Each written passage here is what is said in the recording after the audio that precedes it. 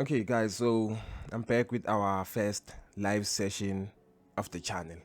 So I just woke up handsome like this, but then yeah, I just got a nice 1:8 risk reward position on AUDJPY, currently running in a loss, but then it's just the initial phases of the trade. So I want us to have a look at it. I want us to manage this trade together, even if it's a win or it's a loss. It's something that I'm going to showcase to you. So without any further ado, let's have a look at it. So here, looking at the screen, you can see that okay, I have my AUD pair and I have this structure going up here, and then I executed when the market closed around here. As you can see, when this 15 minutes closed below my hook point. Okay, so for argument's sake, I want us to go through the entire analysis of this trade so that you will understand the entire idea behind this trade. So let's actually initiate. I'm going to hide this tool here, and then I'm going to remove everything that is left here, and then I'm just going to analyze this thing with you. So what happened, since I executed on the 15 minutes, this means I initiated my analysis on the 4-hour time frame. Okay, so I normally use 3 time frames on each type of trading style.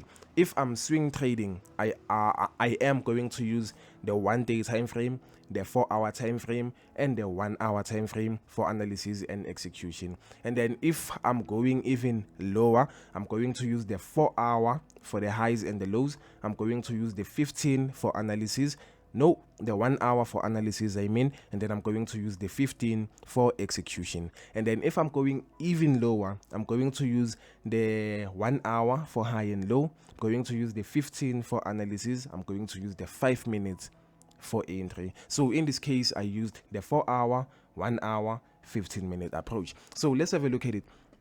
So here I started my analysis on the 4-hour. Being on the 4-hour, I needed to identify my 4-hour high and also my 4-hour low. So looking at this market movement here, I saw that okay, so somewhere around here I do have my 4-hour high. Somewhere around here. Is my 4-hour high a valid 4-hour high? Yes, because I have more than 2 complete candlesticks after the candlestick which gave me a high. And then here I had what? My 4-hour low, as you can see. So is my 4-hour low a valid 4-hour low? Yes, because I have more than 2 complete candlesticks after the candlestick which gave me the low. So everything was accurate here, and then I just needed to go straight to the 1 hour to analyze, and also the 15 minutes. So looking at the 1 hour, I saw that okay, the markets are not quite clear, like the movements are not quite detailed. So I decided to just go straight to the 15 minutes where I also execute. So going to the 15 minutes, this is where I create my analysis and I also executed. So first thing first, I needed to refine my levels. I needed to refine the low.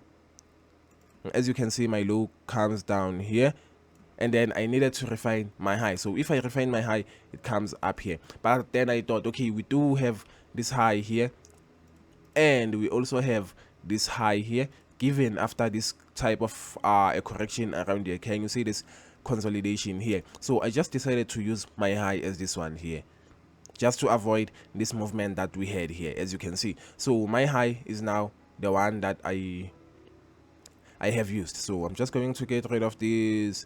Like, apologies, I just woke up, guys. I just woke up, so not quite functioning. So here I have the high, as you can see, and then having this high, I have my low here. So when I analyze, I normally start analyzing on my level, which is on the right hand side. So here, comparing the high and the low, the level which is on the right hand side, it is obviously the low. So I initiate my analysis on the low.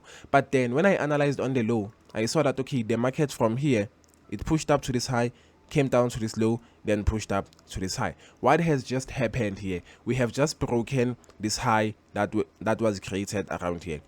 Can you see that? If we broke that high, it means what? We are in an upward impulse. We are not having any correction. So analyzing from the low, I saw that okay, the market is not giving me any structure. We are still in an upward impulse. Now, how about I analyze from the high? So let's have a look at what happened when I analyzed from the high. So I started my analysis from the high right here, as you can see, and then from here I can see that the market came down to this low and then gave us a pullback going up to this high here, which is also what? A hook point, remember. And then it came down to this low here, then went up to this high here, giving us what? Another pullback.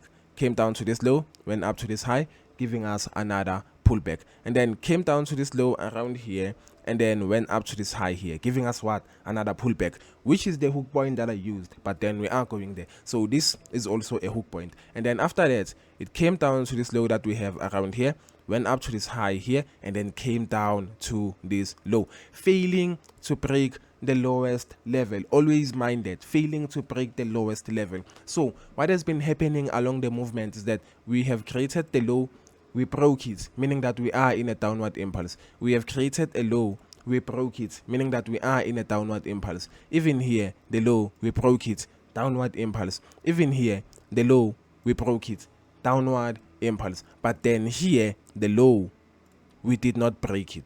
As you can see, we did not break that low. So this means what now? We are having a correction. That's as simple as it gets. So I'm going to get rid of these things here, and then let's have a look at the lowest level, and let's have a look at the low that failed to break the lowest level.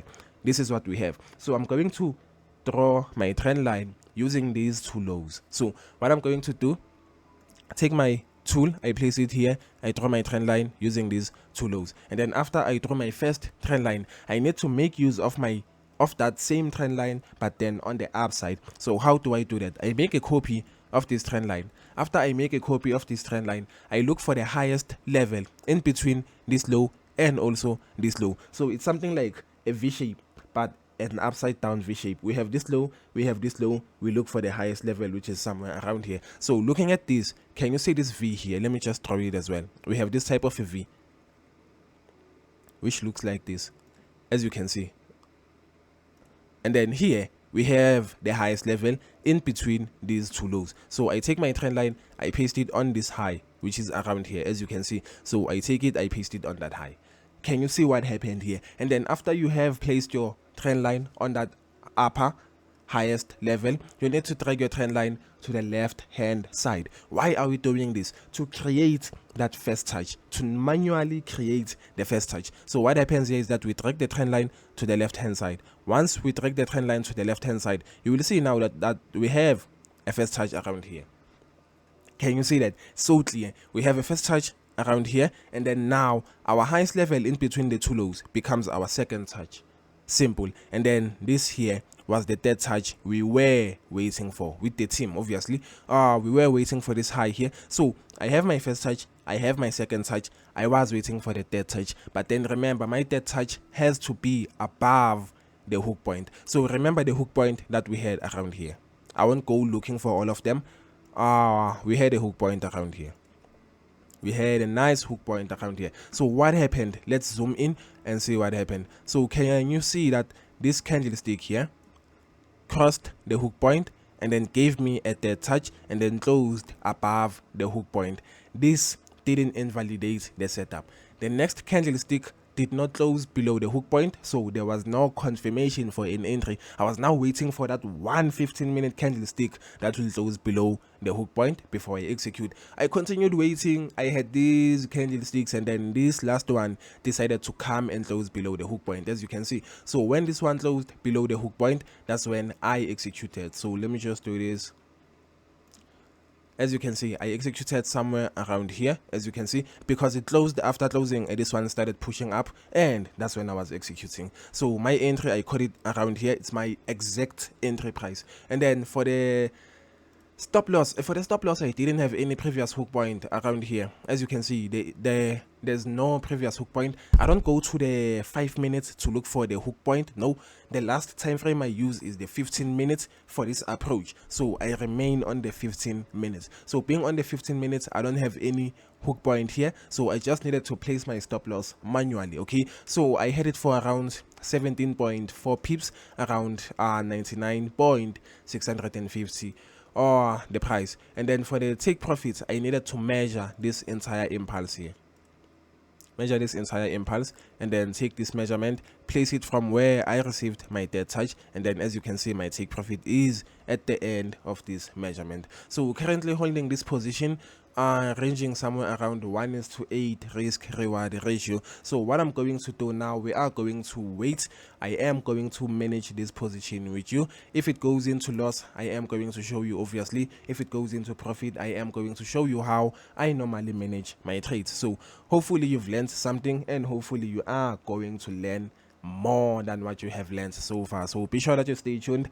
I'm going to do other things, take a shower, eat, study, and then also the trade will be part of the day. So yeah, stay tuned. Okay guys, so the trade is currently moving in our favorable direction. So the time is 20 past 1. I actually went to take a shower. I came back. I have been studying statistics here ever since. So yeah, let's have a look at the charts and then see what is happening.